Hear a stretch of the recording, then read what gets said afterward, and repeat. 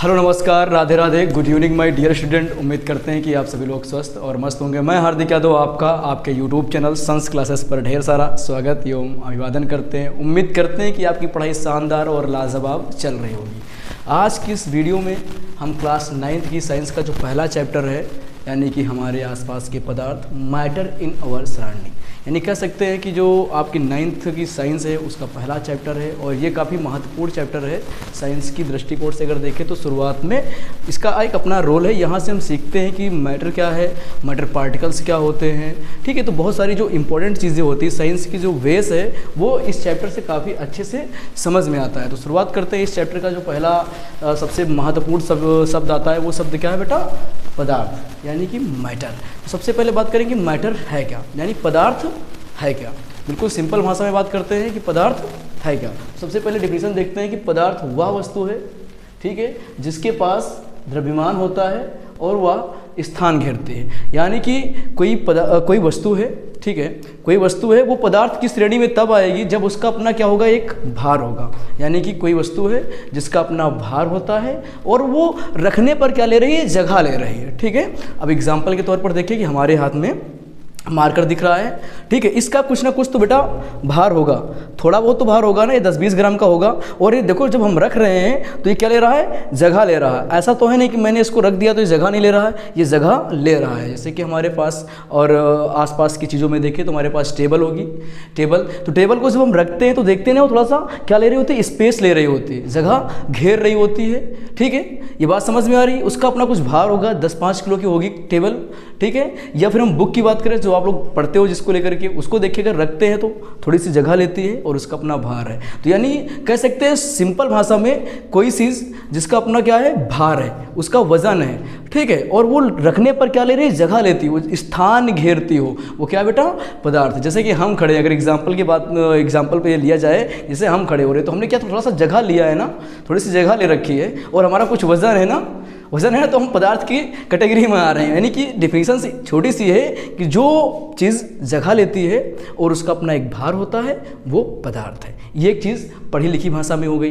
अब थोड़ा सा इसको अगर किसी को हमको समझाना है बिल्कुल आसान भाषा में तो कैसे समझा सकते हैं कि देखो, दूसरी परिभाषा है वो क्या है कि पदार्थ वह वस्तु होता है जिससे हम अपनी 5 इंद्रियों में से किसी एक या एक से अधिक के द्वारा अनुभव कर सके, ठीक है। जैसे कि मान लीजिए हमारे पास 5 इंद्रियां होती हैं, हम देख सकते हैं, सुन सकते हैं, सूंघ सकते हैं, ठीक है, महसूस कर सकते हैं। तो ये जो हमारी इंद्रियां हैं, इन 5 इंद्रियों में से हम किसी एक इंद्रिय के द्वारा जब किसी चीज़ को महसूस कर सकते हैं तो वो क्या है, पदार्थ है, ठीक है। जैसे कि मान लीजिए कि हम किसी चीज़ को देख पा रहे हैं, अपनी एक इंद्रिय जिसके द्वारा हम देख रहे हैं, हम देख पा रहे हैं जिस चीज़ को, वो क्या है, पदार्थ है। क्योंकि परिभाषा तो ये है कि 5 इंद्रियों में से किसी एक के द्वारा हम महसूस कर सके उसको, तो हम आँख के द्वारा जिस चीज़ को देख पा रहे हैं वो क्या है बेटा, पदार्थ है। जिसको हम, अब मान लीजिए सर हवा को तो हम नहीं देख पा रहे हैं, लेकिन बेटा हम महसूस तो कर पा रहे हैं ना उसको। अगर वो हमारे पास से गुजर रही होती है धीरे धीरे तो हम महसूस कर रहे थे कि हवा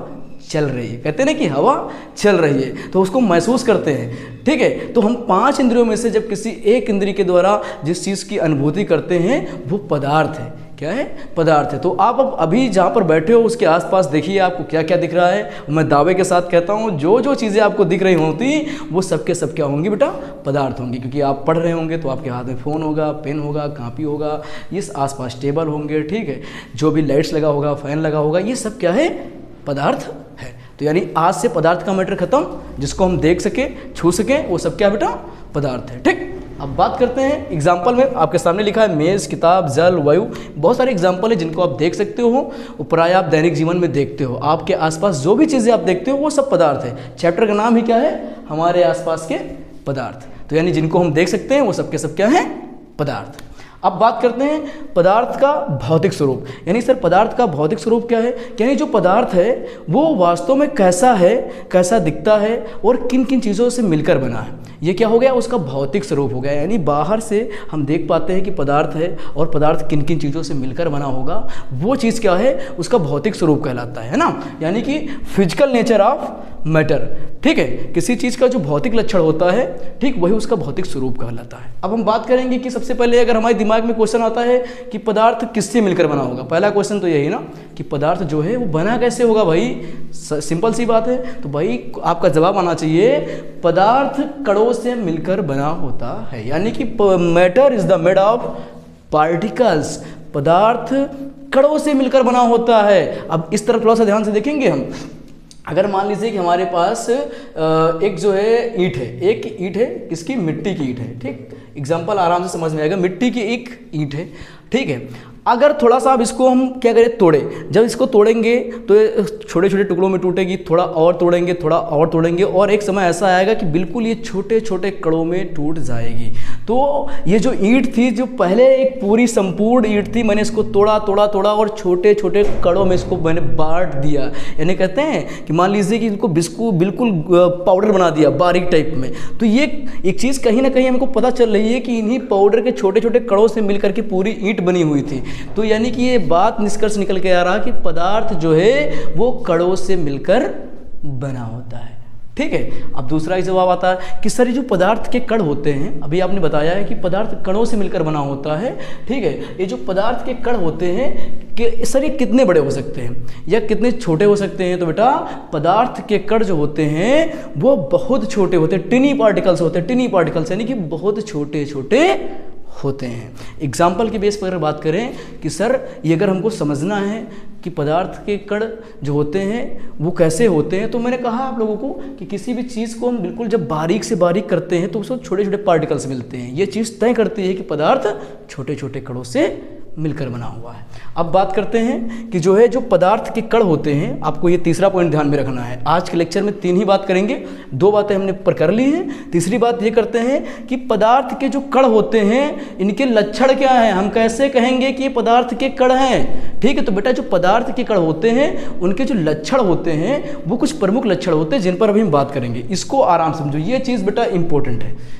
ठीक है, ये अब बारी यही है इंपॉर्टेंट चीज़ की, तो आपको ध्यान में डाल लेना है कि पदार्थ के कणों का अभिलक्षण यानी कि characteristic of particles of matter. पदार्थ के कणों के मुख्य अभिलक्षण क्या होते हैं। जो पदार्थ है वो कणों से मिलकर बना है, तो जो इन कणों से मिलकर बना है वो जो कण हैं उनके कुछ लक्षण तो होंगे, तो उनके जो प्रमुख लक्षण हैं उन्हीं को हम लोग अभिलक्षण बोल देते हैं। अब बात करते हैं पदार्थ के कणों के मुख्य अभिलक्षण क्या हैं, निम्नलिखित हैं। जैसे कि पदार्थ के कण अत्यंत छोटे होते, ये बात तो मैंने आपको अभी समझा दिया था, क्योंकि पदार्थ किससे बना है, कणों से बना है, और जो जिन कणों से बना उनका जो भौतिक स्वरूप कैसा होगा, वो बहुत छोटे छोटे कणों से मिलकर बना होगा ना। अब बात करते हैं कि जो है दूसरा पॉइंट, ये इंपॉर्टेंट है, पदार्थ के कणों के बीच में रिक्त स्थान पाया जाता है। अब इस चीज़ को कैसे समझें हम, सर ये क्या है, मान लीजिए हमारे पास कोई पदार्थ, इधर देखिए बेटा, ठीक, हमारे पास कोई पदार्थ है। ठीक, पदार्थ किससे मिलकर बना है, छोटे छोटे कणों से मिलकर बना है। आप इस तरह समझ सकते हो इस चीज़ को कि पदार्थ छोटे छोटे कणों से मिलकर बना है। हम इसको बना देते हैं, अभी एग्जाम्पल भी आपको समझाएंगे, पहले ऐसे समझिए। क्या आपको दिख पा रहे हैं कि पदार्थ के जो कण हैं इनके बीच में कहीं ना कहीं आपको कुछ ना कुछ बेटा जो है कुछ ना कुछ रिक्त स्थान दिख रहा है, दिख रहा है। तो यानी कि पदार्थ के कणों के बीच में ये थोड़ा थोड़ा जगह दिख रहा है, इसको बेटा हम बोलते हैं अंतरा अणुक स्थान। क्या बोलते हैं, अंतरा अणुक स्थान बोलते हैं, है ना, इंटरपार्टिकल स्पेस बोलते हैं। अब इसको समझना कैसे है, मेरी तरीके से समझो। अब मान लीजिए कि हमारे पास में एक ग्लास जो है हमने क्या ले लिया, पानी ले लिया, पानी यानी कि H2O बेटा ले लिया। ठीक, अब मैंने उसको मार्क कर लिया कि हमने पानी यहाँ तक लिया है। ठीक, अब इस पानी में बेटा हम क्या करेंगे, इस पानी में हमने क्या डाल दिया, चीनी डाल दिया, चीनी डाल दिया, या फिर आपको नमक पसंद है तो आप नमक डाल दीजिए। ठीक है, यानी कि आप सॉल्ट डाल दीजिए, इसमें नमक डाल दिया। हम जब नमक डालेंगे तो हमको एक चीज़ पता होना चाहिए कि पानी में अगर हम कोई चीज़ डालेंगे तो पानी का लेवल ऊपर आएगा। आपने एक कहानी सुनी होगी कि जब जो है कौवा प्यासा था तो कौवा क्या कर रहा था कि पानी में, पानी की घड़े में वो पत्थर डाल रहा था ताकि पानी ऊपर आ जाए। ठीक है, लेकिन थोड़ा सा वहाँ का और यहाँ का कॉन्सेप्ट अलग हो चुका है। जैसे हम इसमें पानी में बेटा क्या डालेंगे, नमक डालेंगे, तो हमारा मानना है कि जो आपने मार्क किया है ये वाटर ऊपर की तरफ बढ़ेगा क्योंकि नमक जा रहा है इसके अंदर। लेकिन ऐसा क्यों नहीं हो रहा है, नहीं हो रहा, पानी का जो मार्ग था वो उतना ही रहेगा जितना पहले था, क्योंकि पानी की कणों के बीच में कहीं ना कहीं बेटा कुछ ना कुछ रिक्त स्थान पाया जाता था। क्या पाया जाता है? रिक्त स्थान पाया जाता है, जिसकी वजह से उसी रिक्त स्थान में आपका जो है नमक के कण बैठ गए हैं, इसलिए क्या नहीं हुआ, पानी अपने मार्ग से ऊपर नहीं हुआ है। इस चीज़ को ऐसे आपको बिल्कुल ध्यान में रखना है कि मान लीजिए मैंने मार्क किया यहाँ तक, ठीक है, कि पानी इससे ऊपर बढ़ेगा तो हमको पता चलेगा, अगर घटेगा तब पता चलेगा। हमने इसमें नमक डाल दिया, जब नमक डाला तो हमको मानना था कि पानी यहाँ तक तो है ही, इसके ऊपर बढ़े, लेकिन पानी नहीं बढ़ा। क्यों नहीं बढ़ा? क्योंकि पानी के जो अणु हैं उन अणुओं के बीच में क्या पाया जाता है बेटा? रिक्त स्थान पाया जाता है, और आपका नमक इन्हीं रिक्त स्थानों के बीच में आकर बैठ गया, जिससे ये ऊपर नहीं गया। ये बात सिद्ध करता है कि जो पदार्थ है उन पदार्थ के कणों, जो कण हैं उन कणों के मध्य में बेटा रिक्त स्थान पाया जाता है। ये बात समझ में आ गई। अब बात करते हैं तीसरे पॉइंट की, कि पदार्थ के कण लगातार गति करते हैं। बहुत इंपॉर्टेंट है, यानी पदार्थ के कण लगातार गति करते हैं। ये चीज़ काफ़ी इंपॉर्टेंट है, इसको इस तरह समझ सकते हैं। समझिए बेटा, देखते हैं इस चीज़ को कैसे समझ सकते हैं, कि जो पदार्थ है उसके कण लगातार क्या करते हैं बेटा? गति करते हैं ना, यानी कि matter particles are continuously moving. समझना कैसे है इसको? तो फिर ऐसे करते हैं। अब कैसे समझे? मान लीजिए हमारे पास एक रूम है, ठीक, जिस रूम में हम हैं और उसमें एक क्या है बेटा? अगरबत्ती है। क्या है? एक अगरबत्ती। अगरबत्ती अभी जल नहीं रही है, अभी जल नहीं रही है। अगर मुझे पता करना है ये अगरबत्ती की खुशबू कैसी है, तो उसको मैं बिल्कुल पास में लेके जाना पड़ेगा, नाक के पास में, और स्मेल लेना पड़ेगा। अब मान लीजिए अब हमको पता करना है कि अगरबत्ती में स्मेल कैसी, तो बहुत पास में जाकर लेना पड़ रहा है। अब समझिए कि मान लिया घर के इस कोने पर उस अगरबत्ती को हमने जला दिया, जला दिया ना बेटा। अब जब मैंने इसको जला दिया तो हमको 2-4 मिनट बाद क्या होगा कि घर के पूरे कोने पर क्या होगा बेटा? हमें इस अगरबत्ती के पास बिना जाए हुए इसमें जो सुगंध आ रही है वो हम तक पहुंच जाएगी। यानी इसका मतलब है कि जो अगरबत्ती क्या बेटा? पदार्थ है ना, क्योंकि इसका अपना बेस है और जो है थोड़ा सा मतलब वॉल्यूम लेगी, जगह लेगी। तो जैसे ही इसको हम जलाएंगे इसके पार्टिकल्स हवा के संपर्क में आएंगे, और मैंने कहा कि पदार्थ के कण लगातार गति करते हैं। गति करने की वजह से एक स्थान से दूसरे स्थान पर, यानी कि घर के सभी कोने में ये पहुंच जाएंगे। यानी कि ये कह सकते हैं, इस बात से निष्कर्ष ये निकला कि पदार्थ के कण लगातार क्या करते हैं बेटा? गति करते हैं। एग्जाम्पल के तौर पर परफ्यूम ले ले बेटा। हमारे घर पर अगर परफ्यूम रखा हो, ठीक है, तो हम किसी कोने में थोड़ा सा परफ्यूम खोल देते हैं तो पूरे घर में बेटा क्या होता है? परफ्यूम की स्मेल पहुंच जाती है। रीज़न क्या है? कि उसके जो कण हैं, पदार्थ के कण गति करते हैं, वो तुरंत बाहर की ओर गति करते हुए निकल जाएंगे। ये तीसरा पॉइंट क्लियर होता है। आपका आखिरी और चौथा पॉइंट आया बेटा, पदार्थ के कण एक दूसरे को आकर्षित करते हैं। ठीक है, तो अब बात करते हैं पदार्थ के कण क्या करते हैं बेटा? एक दूसरे को अपनी ओर आकर्षित करते हैं। हाँ, ये चीज़ है कि जिन पदार्थ में कण एक दूसरे को ज़्यादा आकर्षित करते हैं वो पदार्थ क्या हो जाते हैं?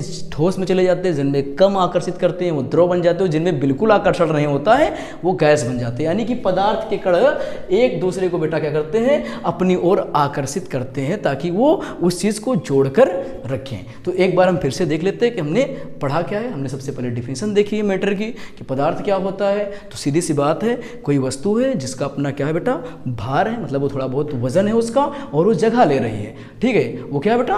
पदार्थ है। ठीक है, यानी कि अपनी हम 5 इंद्रियों में से किसी एक के द्वारा उसका अनुभव कर सके, या फिर हम देख लें, या फिर हम सुन लें, या फिर स्मेल से पता कर लें। ठीक है, तो इन सब चीज़ों से अगर कोई चीज़ हम पता करते हैं तो वो क्या है? पदार्थ है। ठीक है, पदार्थ की जो अगर भौतिक स्वरूप की बात की जाए तो पदार्थ कणों से मिलकर बना होता है। कितने छोटे कणों से, कितने बड़े कणों से मिलकर बना है, तो वो बात आती है कि पदार्थ छोटे छोटे टिनी पार्टिकल से मिलकर बना होता है। ठीक है, पदार्थ की कणों का अभिलक्षण है वो मैंने बताया कि पदार्थ के कण बहुत छोटे होते हैं, अत्यंत छोटे होते हैं। ठीक है, पदार्थ के कण के बीच में रिक्त स्थान पाया जाता है। ये चीज़ मैंने अभी आपको एग्जाम्पल में नमक और पानी के एग्जाम्पल से समझाया है। ठीक है, पदार्थ के कण लगातार गति करते हैं, ये अभी जस्ट मैंने आपको बता दिया है। और पदार्थ के कण एक दूसरे को आकर्षित करते हैं। तो यानी आज की क्लास में ये सारी 3 चीज़ें मैंने डिस्कस किया है। आप लोग एक बार इसको पढ़ लेना अच्छे से, नोट्स बना लेना, फिर इसके एक नए लेक्चर में नई वीडियो के साथ में मिलते हैं। आप सभी का धन्यवाद।